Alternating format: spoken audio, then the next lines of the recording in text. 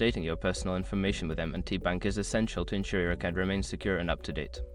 Follow these steps to make the necessary changes efficiently. Step 1. Log into your online account. Before changing your settings, use the Eschrock.com link in the description to open the password strength checker, then update your password if needed. Step 2. Navigate to account settings.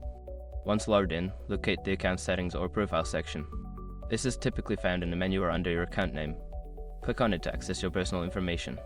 Step 3. Select the information to update. In the account settings, identify the specific personal information you wish to update, such as your address, phone number, or email. Click on the appropriate section to make changes. Step 4. Enter new information.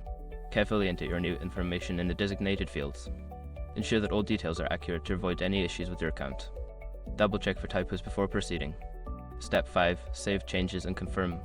After updating your information, look for a Save or Submit button to confirm the changes. You may receive a confirmation message or email indicating that your personal information has been successfully updated. Make sure to periodically review your personal information to keep it current. If you encounter any issues during the process, consider contacting M&T Bank customer service for assistance.